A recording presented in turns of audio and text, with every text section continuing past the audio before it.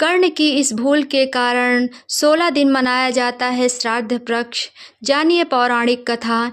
हिंदू धर्म में पितरपक्ष की अवधि को बहुत ही महत्वपूर्ण माना जाता है। इस अवधि में पितरों के निमित्त श्राद्ध, तर्पण और पिंडदान आदि करने का विधान है। माना जाता है कि इससे उन्हें तृप्ति मिलती है और वह हमें सुख समृद्धि का आशीर्वाद देते हैं। भाद्रपद पूर्णिमा से आश्विन अमावस्या तक चलता है पितरपक्ष। पितरपक्ष में तर्पण और पिंडदान से पितर प्रसन्न होते हैं। पितर पक्ष लगभग 15 दिन की अवधि होती है, जिससे लोग अपने पूर्वजों को भोजन व अर्पण आदि कर उन्हें श्रद्धांजलि देते हैं। माना जाता है कि इस समय पितर पृथ्वीलोक से धरती पर आते हैं। देखा जाए तो यह पितरों की कृपा प्राप्ति के लिए एक उत्तम समय माना गया है। वहीं अगर कोई व्यक्ति पितर दोष से परेशान है तो पितर पक्ष में वह इससे छुटकारा पाने के उपाय भी कर सकता है, जो लाभकारी साबित होते हैं। पितर पक्ष की शुरुआत भाद्रपद पूर्णिमा से होती है और यह आश्विन माह की अमावस्या तिथि तक चलते हैं। ऐसे में इस बार पितर पक्ष 17 सितंबर 2024 से शुरू हो रहे हैं, जो 2 अक्टूबर तक रहने वाले हैं। इस दौरान लोग अपने पितरों के निमित्त आश्विन कृष्ण पक्ष में तर्पण और श्राद्ध कर्म आदि करते हैं। इन्हें श्राद्ध के नाम से भी जाना जाता है। अभी पितर पक्ष चल रहे हैं और 16 दिन के श्राद्ध पक्ष में सनातन धर्मी अपने पितरों को याद करते हैं और उनकी आत्मा की शांति के लिए सभी वैदिक अनुष्ठान करते हैं।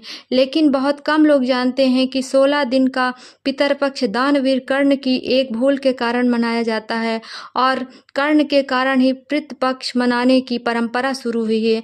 आइए जानते हैं इसके पीछे क्या है धार्मिक मान्यता। पुराणों के मुताबिक पितरपक्ष में दान पुण्य का विशेष विधान होता है और इसका फल जीवात्मा को स्वर्गलोक में मिलता है। महाभारत के अनुसार सबसे पहली महातपस्वी अत्रि ने महर्षि निमि को श्राद्ध के बारे में उपदेश दिया था। इसके बाद महर्षि निमि ने श्राद्ध करना शुरू कर दिया। महर्षि को देखकर अन्य ऋषि मुनियों ने भी पितरों को अन्न देने लगे। लगातार श्राद्ध का भोजन करते करते देवता और पितर पूर्ण तृप्त हो गए। पुराणों में भी पितर पक्ष को बहुत अधिक महत्व दिया गया है। कई सारी पौराणिक और लोक कथाओं में भी इसका वर्णन है, लेकिन हम बहुत कम लोगों को यह पता है कि महाभारत में श्राद्ध क्यों किया गया था। बता दें कि पितरपक्ष में श्राद्ध की शुरुआत महाभारत काल से चली आ रही है। श्राद्ध कर्म की जानकारी भीष्म पितामह ने युधिष्ठिर को दी थी। इसके पीछे की पूरी कहानी क्या है यह भी जान लीजिए।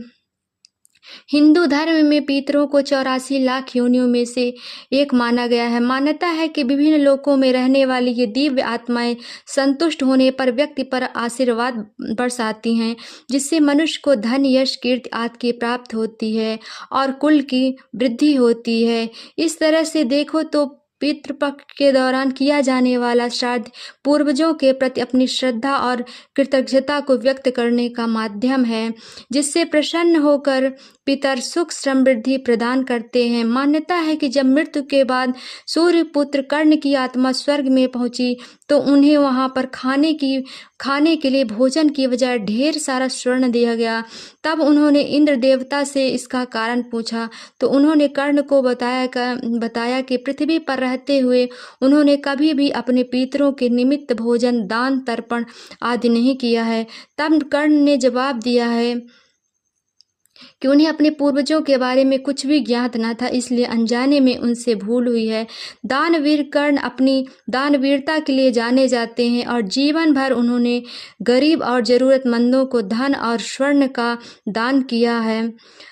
अपने दर पर आने वाले किसी भी व्यक्ति को उन्होंने बगैर दिए धन नहीं लौटने दिया है। लेकिन कर्ण ने अपने जीवन काल में अन्न दान नहीं किया है। अंतिम समय में जब कर्ण ने मृत्युलोक छोड़ा और स्वर्ग पहुंचे तो खूब सोना दिया गया और खाने के लिए कुछ भी नहीं दिया गया। कर्ण ने जब भगवान इंद्र से इसका कारण पूछा तो देवराज इंद्र ने बताया कि उन्होंने जीवन भर सोना ही दान किया है और पितरों की आत्मा की शांति के लिए कभी भी अन्न दान नहीं किया है, इसीलिए उन्हें अन्न नहीं दिया जाता।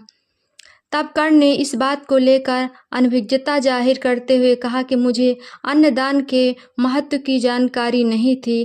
कर्ण को जब अपनी गलती का एहसास हुआ तो उन्हें अपनी गलती सुधारने के लिए एक बार 16 दिन के लिए धरती पर भेजा गया था।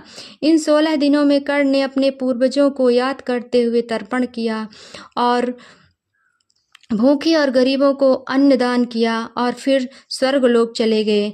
ऐसी मान्यता है कि तभी से 16 दिन का पितृपक्ष मनाने की परंपरा चली आ रही है और इस दौरान लोग अपने पूर्वजों को याद कर भोजन का आयोजन करते हैं। साथ ही इस बात का भी ध्यान रखना चाहिए कि पितृपक्ष के दौरान यदि कोई भिक्षा मांगने आए तो उन्हें कभी खाली हाथ नहीं जाने देना चाहिए। पितर कभी भी अपनी संतान को परेशान नहीं करना चाहते हैं। वे बहुत दयालु होते हैं लेकिन संतानों की उपेक्षा से दुखी हो जाते हैं, क्योंकि संतान के द्वारा श्राद्ध कर्म और पिंडदान आदि करने पर उन्हें तृप्ति मिलती है और वे अपनी संतानों को धन धान और खुश रहने का आशीर्वाद देते हैं। पितर यह नहीं चाहते हैं कि उनकी संतानें उनको तृप्त करने के लिए बहुत बहुत कुछ करे। वे श्रद्धा भाव के लिए श्राद्ध को खुशी के साथ स्वीकार करते हैं।